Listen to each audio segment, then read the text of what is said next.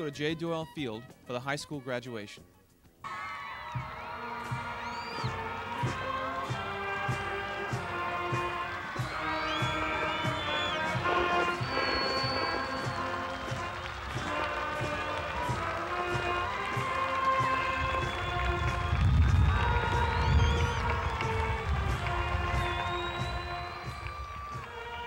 This past Monday, commencement exercises for the class of 1988 took place at J. Doyle Field at the East Brunswick High School. There were 660 graduating seniors this year as the ceremony began with the invocation by Reverend John Costello of St. Bartholomew's Church, followed by the president of the class, CYRIL Johnson. To the class of '88, we all have grown during this time, each in his or her own way, and for this I am proud of myself, as should you be of yourselves. Within these walls of East Brunswick High School, we have spent close to 3 years of our lives, and now we leave, taking with us something more than what we had come with. More knowledge, more self-confidence, more discipline, and many more memories. If you will, please take a moment with me to look back on your first day in the high school. I remember coming to the building in August with a couple of my friends and a map. We walked around trying to get used to the maze of hallways so it wouldn't look too much like sophomores in September. Heaven forbid having to ask a senior where the elevator is. Well, September came and we all got lost going to class at one time or another. However, as time passed, we adjusted. Now, those of you who are going to college, and especially those of you who are not, the day has come when you must move from your present homes out into the world to begin a life of your own, much larger than any high school hallway, and probably much darker too. But you can adjust. You will adjust if you have faith in yourself and the strength to pursue your dreams. People often say that this or that person has not yet found himself, but the self is not something one finds. It is something one creates. Those who sit and wait for dreams to come true without lifting a finger to help themselves are never fulfilled. Those who sit and wait for the world to change to accommodate their needs are disillusioned, for the world owes man nothing. Those who sit and wait will only wither and die. You must remember that only with hard work, dedication, and faith can one reach his goals, thus becoming the kind of person that he wants to be. I would like to end with a poem that I wrote while thinking on graduation. Goodbye and many more. My boat is leaving now, and I shall never be touching the shore. I've burned the ropes and I've sewn the sails. Now I must be sailing on. Don't wave goodbye. Goodbyes are lasting. Nay, so long, for they are unsure. Just be silent and hold fast to the dreams. If the world be round, may we meet again. But the sun is dawning and the east is calling. If the world be round, may we see again. But no one has ever sailed past the horizon, only to those standing on shore. Let me sail past the horizon and fulfill our dreams. Good luck, all of you, and you will have a nice life.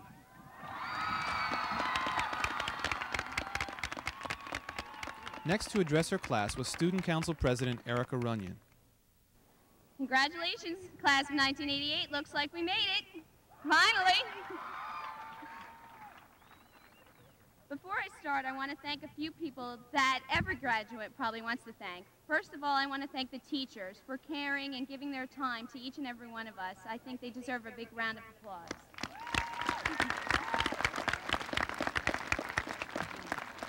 I want to thank my friends who have always been there for me with a joke or support. I really love you. Thank you for all your help. I'd like to thank most of all my family for supporting me and believing in me, especially my mom and dad. I love you very much.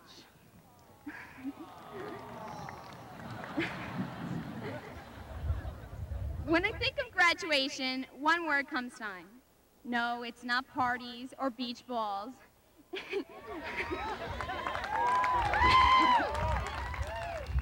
It's responsibility. Once we leave the shelter and security of East Brunswick, there's no going back. There will be new responsibilities to face: college, jobs, and family. Another duty we must face as we graduate into adulthood is our responsibility to our country. Our country is a democracy, and democracy means ruled by the people. Without the public's participation, our government would collapse. We must not be apathetic towards what those people running the country are doing. Our government is based on a system of checks and balances, and we, as citizens, are part of that system. It is not enough to merely elect our representatives. We must watch them like hawks, making sure they do not abuse their power. For if we allow the government to go unchecked, it would end up controlling us instead of us controlling it. We would endanger all the rights and privileges that are so important to us. Now, there are many ways that we can get involved without running out and announcing our candidacy for president. First, and most obvious, is to vote. In the last presidential election, only half of the voting public turned out to vote. Turnout is even less in state and local elections. The trend in the United States is to take the right to vote for granted. Meanwhile, many people around the world, such in countries as Chile, the Philippines, and South Africa, have given their lives in the struggle for suffrages. Most of us are 18, and we have been given an election filled with candidates that are always in the news. Examine the candidate's stance on the issues and vote for who you think would best represent you. Don't vote for a candidate because he wears nice ties or his buttons are in your favorite colors. The next president will have a big effect on your future, so choose, and choose wisely. Once you elect your representatives, don't forget about them. Keep in touch with your elected officials. Write or call them when you want something done or you think that they're doing a bad job. Public officials are there to serve you. Make use of them. Finally, try to keep up with the current events in your town, your state, the country, and the world. This is probably the easiest request I ask of you. All it requires is that you sit down in front of the television for half an hour to watch the news, or spend a few minutes reading the papers or magazines. The more aware you are, the better armed you are to control what the government is doing. America is a great country in that it allows us to determine our own future by giving us the opportunity to choose our government. Don't let other people speak for you. Get involved. Put the people in office you want and make sure they look out for your interests once they're there. It can only help you. Again, congratulations, class of '88. And as Mr. Michaud would say, best wishes and deepest regards. Thank you. For the first time, students voted on who they would like most as featured speaker at their graduation. Their choice, humanities teacher Lou CHALUPA, left them with these words. I love all of you.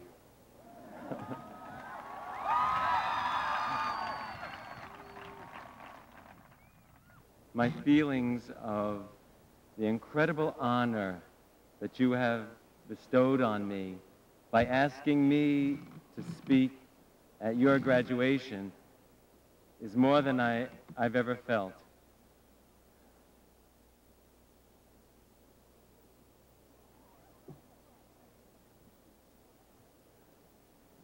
There's something that I just wanted to end with, and it appeared in the Reader's Digest this past winter, and it's entitled, All I Ever Really Needed to Know, I Learned in Kindergarten. Most of what I really need to know about how to live and what to do and how to be, I learned in kindergarten. Wisdom was not at the top of the graduate school mountain, but there in the sandbox at nursery school. These are the things I learned. Share everything. Play fair. Don't hit people. Put things back where you found them. Clean up your own mess. Don't take things that aren't yours. Say you're sorry when you hurt someone.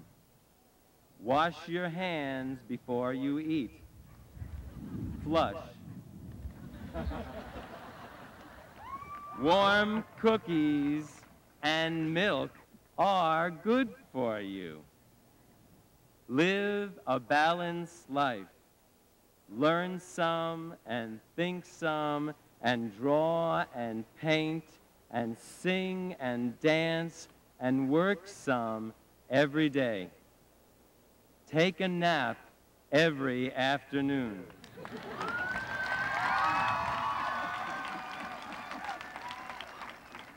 And when you go out into the world, watch for traffic, hold hands, and stick together. Thank you. God bless you all. Superintendent of Schools Dr. Joseph Sweeney recognized students graduating with highest honors and, addressing the last class of his career, recommended to School Board President Dr. David Seiden to graduate the class of 1988.